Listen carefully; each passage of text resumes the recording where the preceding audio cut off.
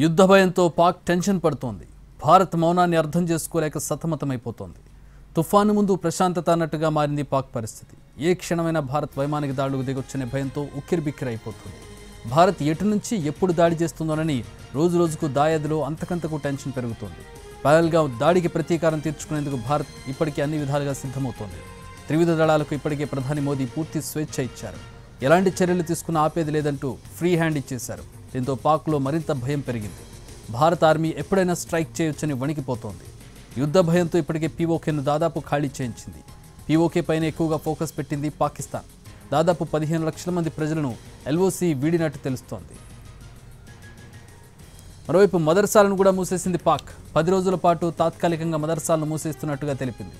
దాదాపు 1000 మదర్సాలను మూసివేసి క్రైసిస్ జోన్లుగా ప్రకటించింది.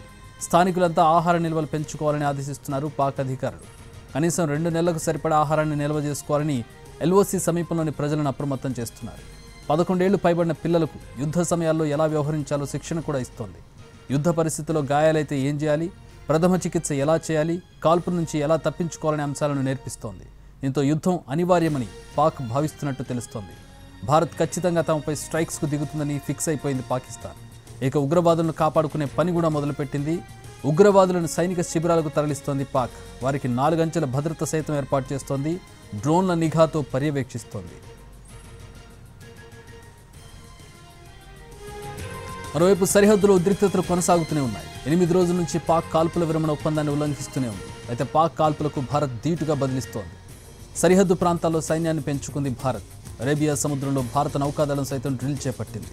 పాకిస్తాన్కు కేవలం 85 మైళ్ల దూరంలోనే భారత నేవీ సైనిక విన్యాసాలు చేపట్టింది. అంతేకాకుండా సరిహద్దు వద్ద 2 రోజుల క్రితం సైరన్ మోగించింది భారత సైన్యం. దీంతో యుద్ధానికి తాము సిద్ధంగా ఉన్నామంటూ భారత్ పరోక్ష సంకేతాలిచ్చింది. దీంతో భారత్ ఏ క్షణమైనా దాడికి దిగొచ్చని క్షణక్షణం భయంతో గడుపుతోంది పాకిస్తాన్.